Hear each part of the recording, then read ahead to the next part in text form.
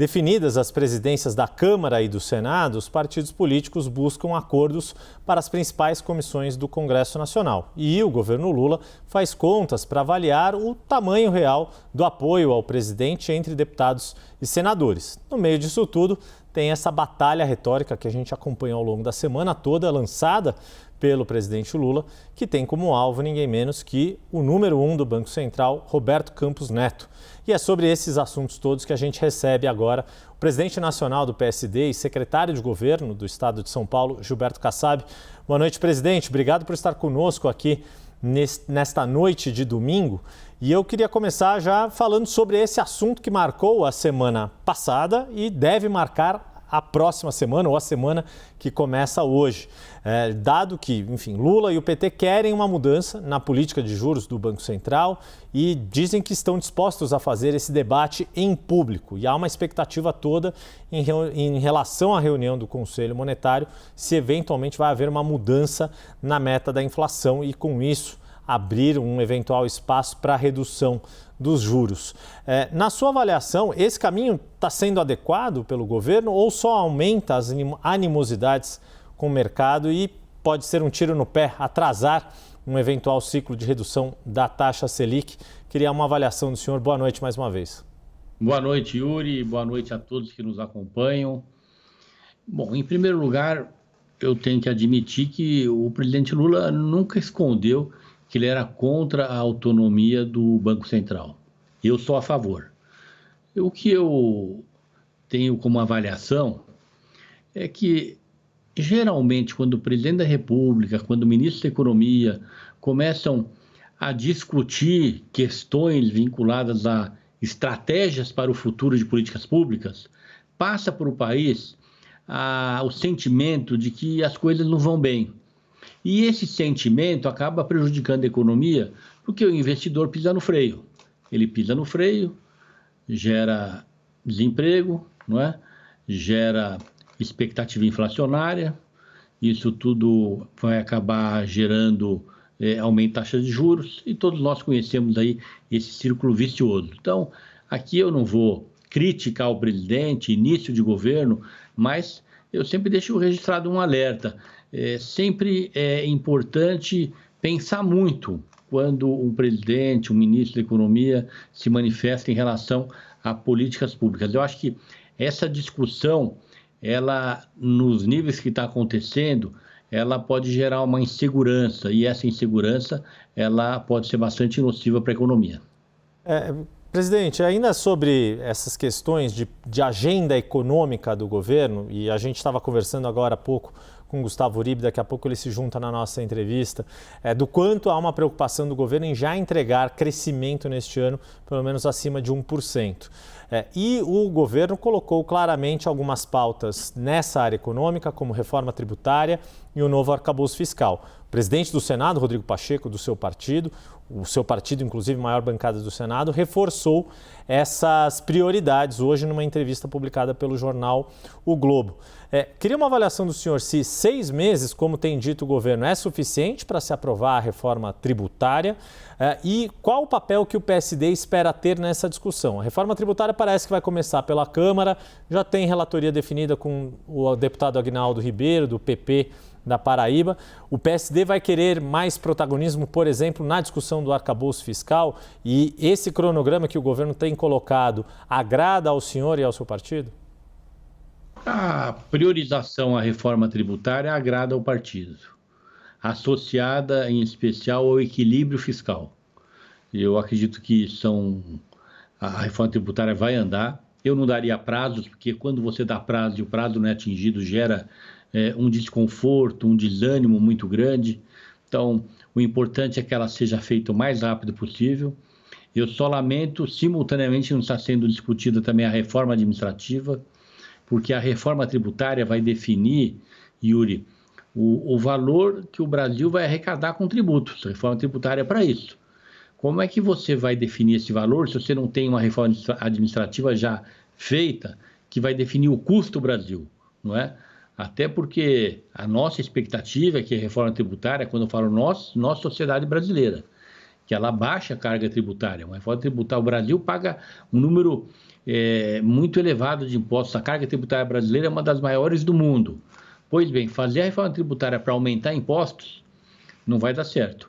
Fazer uma reforma tributária sem saber aonde cortar, aonde reduzir o custeio, aonde aumentar a eficiência do serviço público, reduzindo o custeio, sempre vai fazer com que a reforma tributária fique pela metade, fique com uma perna quebrada. Mas somos a favor da sua discussão, da sua aprovação.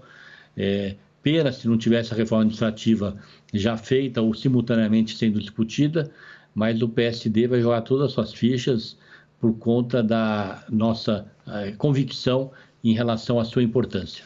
Uhum. E sobre o arcabouço fiscal, o PSD pode ter um protagonismo ou o PSD vai defender, por exemplo, que comece pelo Senado a tramitação da regra que vai substituir o teto de gastos?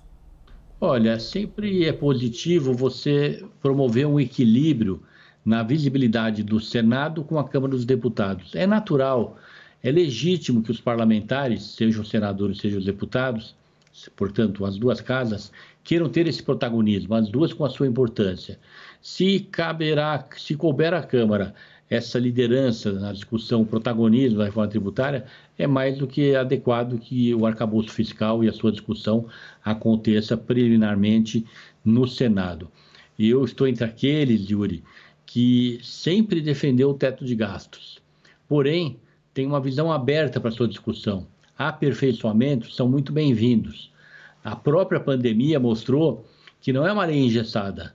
A pandemia proporcionou ao Congresso fazer com que uma exceção extremamente relevante fosse aberta e nós não tivemos nenhum problema na condução da política econômica. Acho também que, de uma maneira permanente, devia se discutir, preservando o teto de gastos, a excepcionalização com gasto de saúde, por exemplo. Então, essa discussão é muito importante. Acho, sim, que é importante que seja feita pelo Senado para dar lição de casa para as duas casas, para mostrar para a sociedade que as duas casas estão trabalhando e para respeitar a legitimidade e a liderança dos senadores. Eu espero que as duas casas possam conduzir esses dois temas com muita sabedoria, com muito equilíbrio, pensando sempre no que é melhor para a nossa economia, para a geração de empregos, para a geração de riqueza do Brasil. Essa é uma discussão que não cabe vaidades, nem no campo intelectual, nem no campo político. Vou chamar o Gustavo Uribe, direto de Brasília, para participar, se juntar aqui na nossa entrevista. Uribe, Gilberto Kassab aguarda a sua pergunta. Boa noite, presidente. Presidente, aqui em Brasília costuma-se dizer que onde está Gilberto Kassab é uma candidatura certa de que ganhará as eleições. O senhor é um hábil articulador político e analista também dos cenários antecipando tendências. Por isso eu gostaria de perguntá-lo a respeito de uma frase de Luiz Inácio Lula da Silva sobre Jair Bolsonaro em uma entrevista exclusiva à CNN. Ele disse que não vê a possibilidade de Jair Bolsonaro ser candidato novamente à presidência da República, seja pela possibilidade de inelegibilidade ou seja por falta de peso político. O senhor tem a mesma opinião? Acha que há futuro para Jair Bolsonaro na presidência da República? Eu não vou dizer que há ou não há futuro. Eu posso dizer que uma manifestação minha em relação a uma possível inelegibilidade do presidente Bolsonaro, eu não tenho conhecimento técnico para fazer.